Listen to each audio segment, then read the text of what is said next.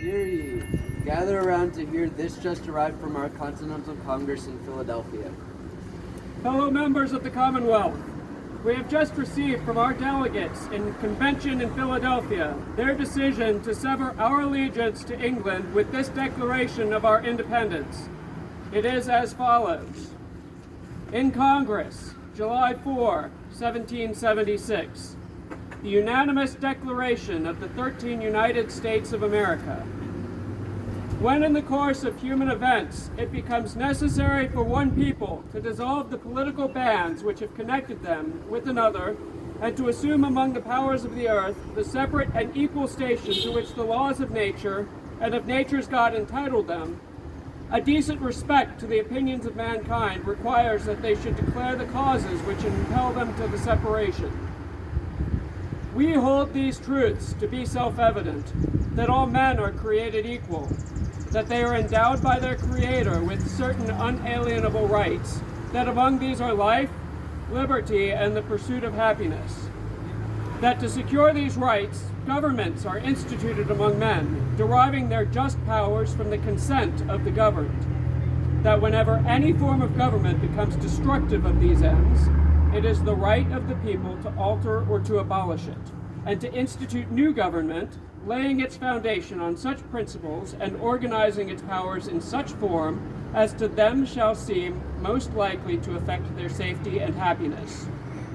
Prudence indeed will dictate that governments long established should not be changed for light and transient causes, and accordingly all experience hath shown that mankind are more disposed to suffer while evils are sufferable than to right themselves by abolishing the forms to which they are accustomed. But when a long train of abuses and usurpations, pursuing invariably the same object, evinces a design to reduce them under absolute despotism, it is their right, it is their duty to throw off such government, and to provide new guards for their future security. Such has been the patient sufferance of these colonies, and such is now the necessity which constrains them to alter their former systems of government. The history of the present King of Great Britain is a history of repeated injuries and usurpations, all having in direct object the establishment of an absolute tyranny over these states. To prove this, let facts be submitted to a candid world. He has refused his assent to laws, the most wholesome and necessary for the public good. He has forbidden his governors to pass laws of immediate and pressing importance, unless suspended in their operation till his assent should be obtained, and when so suspended, he has utterly neglected to attend to them.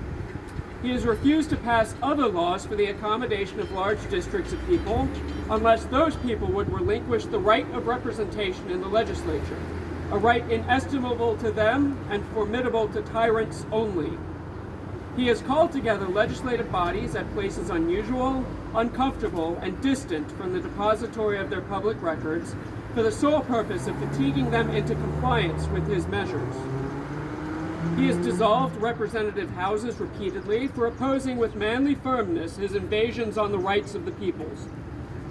He has refused for a long time, after such dissolutions, to cause others to be elected, whereby the legislative powers, incapable of annihilation, have returned to the people at large for their exercise, the state remaining in the meantime exposed to all the dangers of invasion from without and convulsions within. He has endeavored to prevent the population of these states, for that purpose obstructing the laws for naturalization of foreigners, refusing to pass others to encourage their migrations hither, and raising the conditions of new appropriations of land. He has obstructed the administration of justice by refusing his assent to laws for establishing judiciary powers. He has made judges dependent on his will alone for the tenure of their offices and the amount and payment of their salaries. He has erected a multitude of new offices and sent hither swarms of officers to harass our people and eat out their substance. He has kept among us in times of peace standing armies without the consent of our legislatures. He has affected to render the military independent of and superior to the civil power. he has combined with others to subject us to a jurisdiction foreign to our Constitution and unacknowledged by our laws, giving his assent to their acts of pretended legislation, for quartering large bodies of armed troops among us, for protecting them by a mock trial from punishment for any murders which they should commit on the inhabitants of these states, for cutting off our trade with all parts of the world, for imposing taxes on us without our consent, for depriving us in many cases of the benefit of trial by jury, for transporting us beyond seas to be tried for pretended offenses, for abolishing the free system of English laws in a neighboring province, establishing therein an arbitrary government, and enlarging its boundaries so as to render it at once an example and fit instrument for the introduction of the same absolute rule into these colonies, for taking away our charters, abolishing our most valuable laws, and altering fundamentally the forms of our governments, for suspending our own legislatures and declaring themselves invested with power to legislate for us in all cases whatsoever. He has abdicated government here by declaring us out of his protection and waging war against us. He has plundered our seas, ravaged our coasts, burnt our towns, and destroyed the lives of our people. He is at this time transporting large armies of foreign mercenaries to complete the works of death, desolation, and tyranny already begun with circumstances of cruelty and perfidy scarcely paralleled in the most barbarous ages and totally unworthy the head of a civilized nation. He has constrained our fellow citizens taken captive on the high seas to bear arms against their country, to become the executioners of their friends and brethren, or to fall themselves by his hands. He has excited domestic insurrections amongst us, and has endeavored to bring on the inhabitants of our frontiers, the merciless Indian savages whose known rule of warfare is an undistinguished destruction of all ages, sexes, and conditions. In every stage of these oppressions, we have petitioned for redress in the most humble terms. Our repeated petitions have been answered only by repeated injury. A prince whose character is thus marked by every act which may define a tyrant is unfit to be the ruler of a free people. Nor have we been wanting in attentions to our British brethren. We have warned them from time to time of attempts by their legislature to extend an unwarrantable jurisdiction over us. We have reminded them of the circumstances of our emigration and settlement here.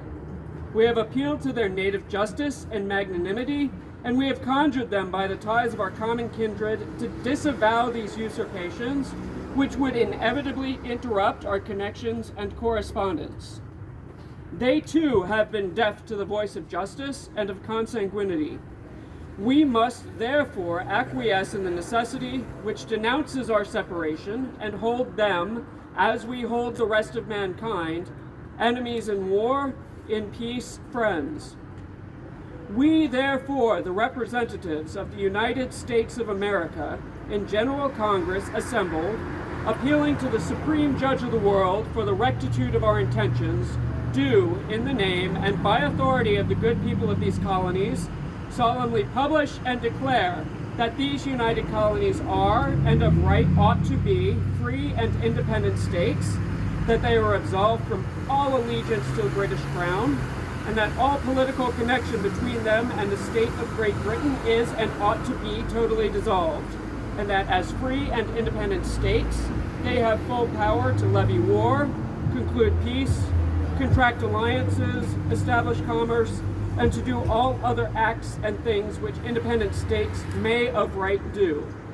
And for the support of this declaration, with a firm reliance on the protection of divine providence, we mutually pledge to each other our lives, our fortunes, and our sacred honor. God bless the Commonwealth of Virginia, and God bless these new United States.